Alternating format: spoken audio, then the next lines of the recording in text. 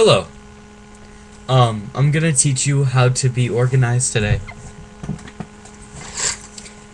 This is my backpack right here. I've got a lot of stuff in it today. Basically, that's the inside. So it's a little neat, but it could get a lot neater. Especially, I have a few things that are wrong with my binders. Keep your binders away from, like, crazed girls, because this kinda happens if you don't. I'm normally a very disorganized person, but now that I'm in sophomore year, I feel as if it's more advantageous to be more organized, to say. So this might teach you a little bit how to be kind of organized. Now remember, you always want to keep your everything, all your pages, 3-hole punched.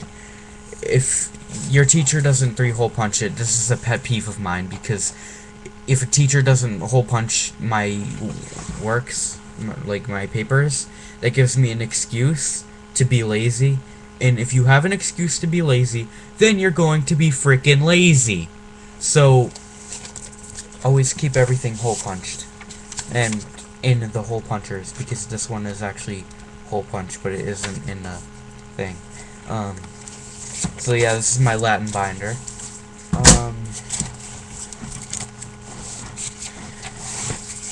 I have my science binder, Spanish binder right here. It has the tabs, the binder dividers. Always make sure you have these, because these are very good to have. Because, then you can keep everything organized. And then, if your teacher gives you a syllabus, like this specific teacher gave us a syllabus of what to keep in every single tab, like it was required to have binder tabs, but even in classes that they don't require binder tabs, I still put them in because, I'm trying to get organized, and I feel that it's a good way to do it. So we have like Repaso, Capítulo 1, 2, 3, 4, 5, 6, 7, and all the way up to that. But then you could also have like binder tabs, like for exams and for tests and for quizzes, classwork and homework. That's probably the better way to go, because honestly I don't like that system at all, because I'm not separating everything. I also have some extras. You might want those. You might want some extra ones. My theater binder. And what I like to do is I like these little plastic things on here, because then you can draw something really cool on it. Like I drew this guy and he's getting eaten by a big snake. Wow. Help. Yeah, it's pretty twisted. But this is an example of something that, see, my teacher in theater class doesn't hole punch everything, so you end up with something like this. So always get to a hole puncher as soon as you can. I can understand procrastinating, and it sucks.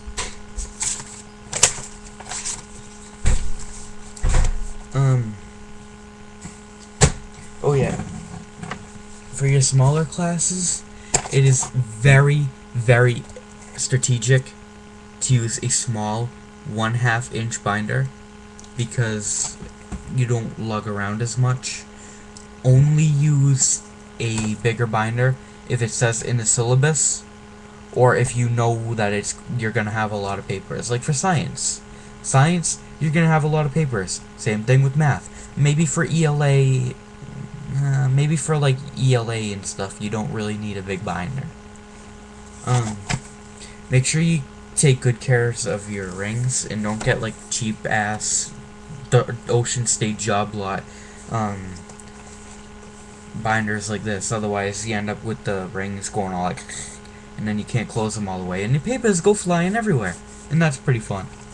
So always open and close it like that. Lastly, textbooks. These are big and heavy, so they should always be in the back of your backpack, which are facing your back. Because, first of all, do you think it's really going to be comfortable if you have a binder that's like this? Like that, on your back? It really isn't that comfortable. This is flat, so this will be on your back and this will be more comfortable. If you've got small books like this, you're going to want to keep them down, or I mean in the front, so that way they're not like sinking down and going in like under everything. And I'm going to teach you what not to have in your backpack.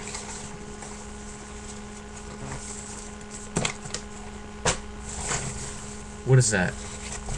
That's a mess. Well, I mean, you can't really see it from here. Well, now you can. Let me see, I got sheets of paper that I was working on my graphic novel sort of thing, so, I mean, I don't hole punch that, that's disorganization. Yep, more loose leaf paper, paper, blah, blah, blah, blah, blah. Oh, hey, I was looking for this. I was looking for that. See how wrinkly and ripped up it is? So, that's why you want to keep everything in a binder, because otherwise you end up with this, times 100. And, also make sure you take out your lunch if you're not going to eat it.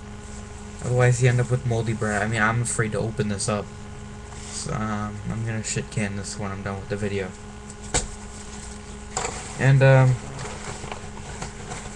I mean, yeah, just even stuff like this. I mean, I play chess in my school, and I have a chess paper right here.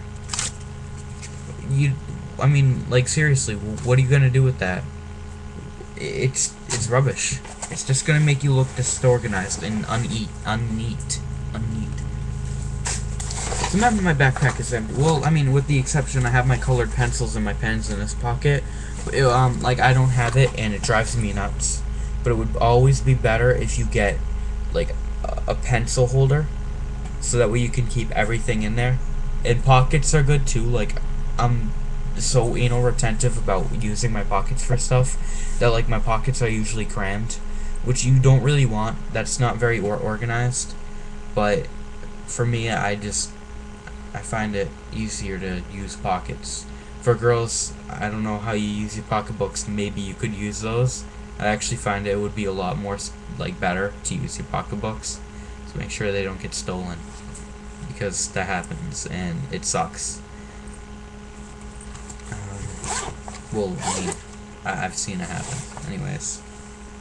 So yeah, now that you have an empty backpack, you always load the smaller things in first. So say I got How to Read Literature Like a Professor by Thomas C. Foster. Well, I mean, look at, it's already kind of messed up. So you gotta put it in here.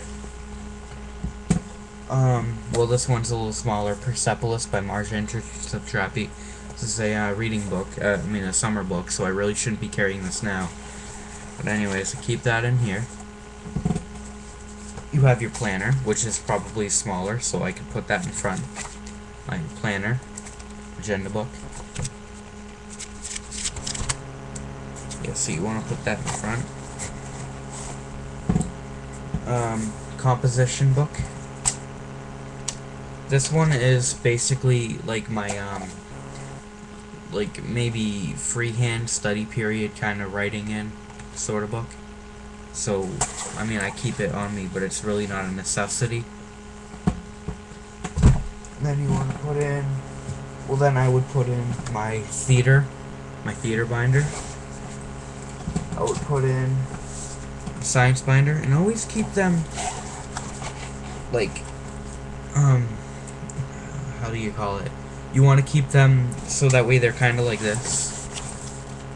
So that way, I mean, at least they look straight then. And then my Latin binder, which is under everything. My Latin binder, I gotta get either a new one or duct tape it. Duct tape works really well if you're an organized person, so I would suggest keeping a roll of duct tape with you. Trust me, it's gonna work. Okay? And then put your textbook at the very end. And now it looks a little neat.